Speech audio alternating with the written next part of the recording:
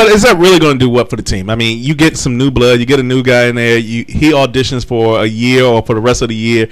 Is he going to get the head coaching job at the end of the season? Well, it's a possibility. I mean, I look at Mike Woodson. Mike Woodson, his first 3 years in Atlanta weren't that great. His next 3 years were pretty good. He made playoffs. Mike Woodson isn't a bum on the bench.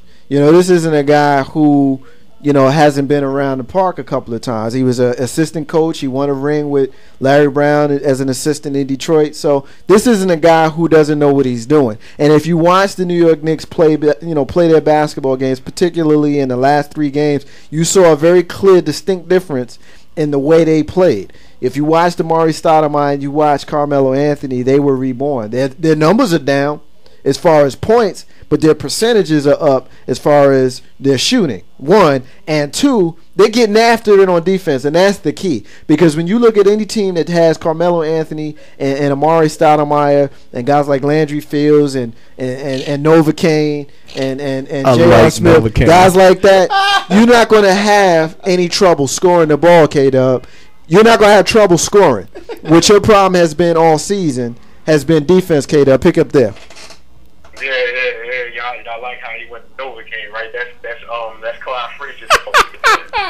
You know what? We need to have a whole show just about nicknames. Can we share what's so funny? They're starting to get after it. If you look at a lot of the statistics that win games as far as they cut down their turnovers by 3. Carmelo Anthony has been averaging 14.7 since the 3-game winning streak, but his assists has gone up and his field goal percentage has gone up. You have Jeremy Lin has cut down dramatically over his turnovers. I mean, you start to see Amari Stoudemire really starting to get into it, and you don't see him laboring up and down the court as you did a couple of weeks ago. But see, again, I have a problem with. It's a really different team from what you saw a week ago to 2 weeks ago.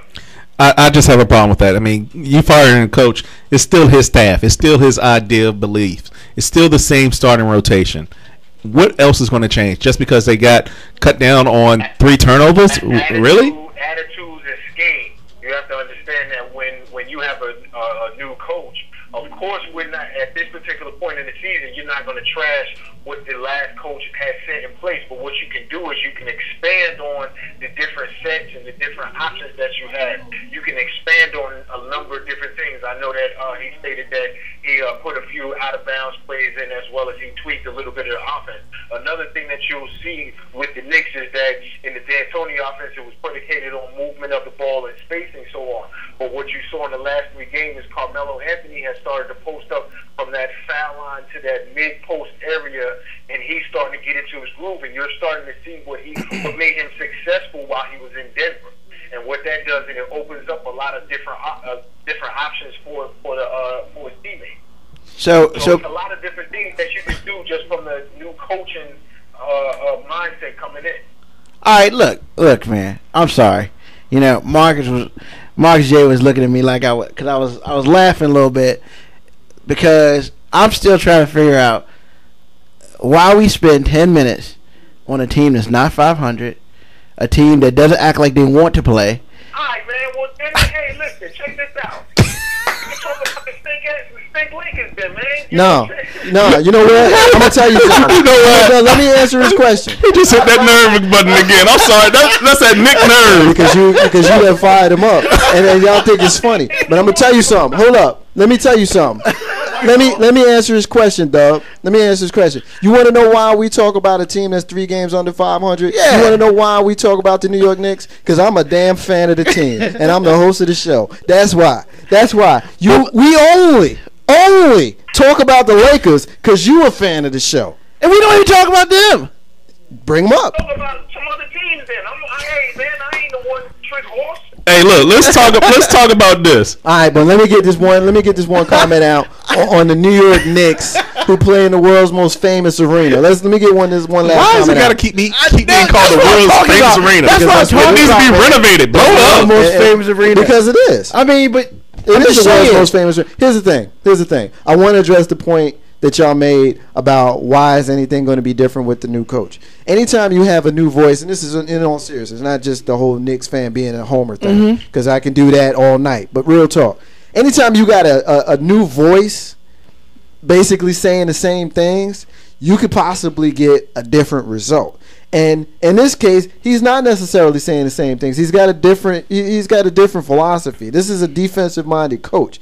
He's got an offensive-minded squad. Yeah. So you don't have to worry about these cats scoring. Of course, you got to have the offense installed, but this is a man who's going to bring defense. So to answer Carlton's earlier question about is he auditioning for a job next year, possibly. I'm not feeding into the whole Phil Jackson thing. If he comes, he comes. If he doesn't come, I'm not sitting around waiting for that. But if he comes, then fine. I'm right now, and even before the 3-game win streak, I was okay with Mike Woodson going forward. Let's see what he can do. Because I know if you look at just look at the physical potential of a guy like Amari and Carmelo, there is absolutely no reason why they can't play defense. Correct. But my thing is, and I'm gonna ride with Carlson on this. There's only one person that's different from last week to this week. Now, if they choose the players. You know, you can say what you want about Mike D'Antoni's system. It is what it is. It ain't no system. You know, exactly. Which should mean that, hey, my name is Carmelo Anthony. I'm the leader of this team. How about I do what I need to do to make sure we win? No, that's true. How about my name is Stoudemire and I don't make 16-foot jumpers all the time? How about you stop analyzing our team? How about that? I mean, but real talk. I mean, he does make a valid point, even though it don't make no damn sense. Like sometimes when he talk about the Knicks, it don't make no damn sense. But this makes sense. But here's the thing.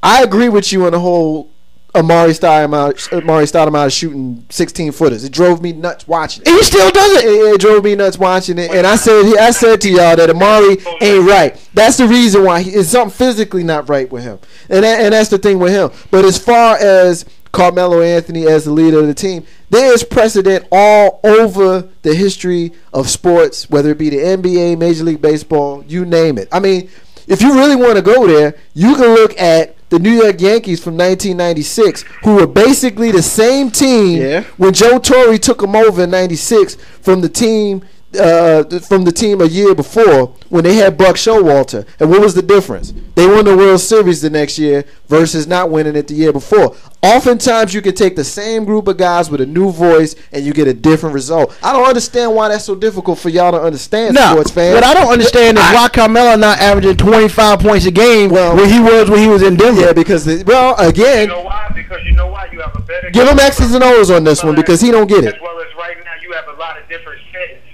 different things that have gone on in the season, which is not the same in Denver.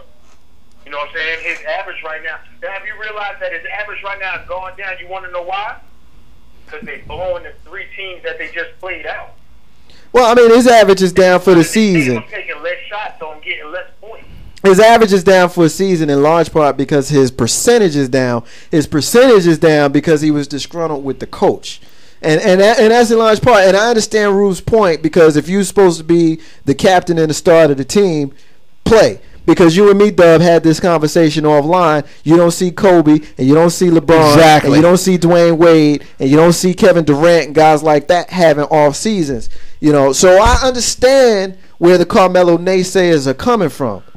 But now it's time to show and prove. I just want him to play up to his potential because to me it just looks like a busted trade because Carmelo goes there. Really had last year, okay, we throw last year out. This year he's been hurt a couple times, okay. Really, like you said, Carmelo's starting to post up now. Where was that earlier this season? All right. Before I'm just saying because we're gonna move on in this part of the conversation. But what I will say is this, and I'm gonna give Dub a chance to respond as well. Who do we trade that was better than Carmelo Anthony? I know a lot of people have a lot of issues with the amount of players that we trade. We traded 4 out of the 5 starters. I understand that. But who's the one guy that we traded that's not replaceable? Silence. Exactly. Dub, pick up there. I'm just saying Denver should be better, y'all. Hey, Dub, let me ask you this. And you got to keep true to your word. All right? Games of the week. Now, you're supposed to say No team under 500 you did is going to be called. So, if I made the statement last week, then I'm gonna stick by it. okay, I just wanted you to make sure we don't hear anything about the Knicks. There it is. All right. No, you're not. I better have at least one Lakers game in there, All though. right, what you got, brother? I got the Clippers against Indiana, which is a game that I was watching previous to calling into the show. You talking about the Indiana team that the Knicks smacked twice in back-to-back nights this weekend? Yeah. That Indiana team? Just checking. I'm not going to disclose the score. They don't pay me to do that. That's what's up. What else we got? So tomorrow you got the Clippers against OKC, and you got the Lakers against Denver. I'm sorry, Dallas. Friday you got Boston against Philly. Saturday you got Memphis against the Clippers. Sunday you got Miami, OKC, and Memphis against the Lakers. Then Monday you got Miami, Indiana, and Denver and Chicago. Denver and Chicago. I like that one. That's a good one, man. That's a good one. So we're gonna leave it there. NBA segment with your man K-Dub. Hey, check this out real quick, man. Can I just get about a 30-second joint right here? Go for it. Floor is yours. Hey, I know that we usually use this part to talk about the NBA, but I want to give a shout out to some NCAA stuff. Actually, I want to shout out to friend of a high school friend just accepted a job at Rhode Island. Yep. So congratulations to Danny Hurley, moved on from Wagner College to Rhode Island University. He taking Bobby with him? Is he taking Bobby with him? Because I read about that this afternoon. Yeah. According to a report earlier, Bobby is going with him. Okay. And, hey, NCAA, it's a lot of good stuff going on, man. If you want to see a lot of these cats that we talk about in the NBA. And NCAA. before you drop the line, Dub, I just want to go ahead and let you know publicly I'm beating you in the bracket. Hey, Dub, don't worry. Who gives a damn? Yeah. I like that. Yeah, that was a good response, man. Well, appreciate it, man. We're going to get with you next week. K-Dub, NBA, ain't no half stepping. Thank you, brother. All right, folks, NBA. I know these folks don't like it when I get into the Knicks so strong, but you know what? It is what it is. Equal opportunity. If they were so strong in their team, then I'd be hearing their mess, but I guess they're not. So we're going to move on from the sports hour. It's the top of the hour right now. We're going to take a break for a minute or so. When we come back, we're going to talk about a missing child. We're going to get into the fishbowl, and we're going to talk about Trayvon Martin. Ain't no half step in Big Rube Marcus. J. Carlton Banks will be back in a few minutes.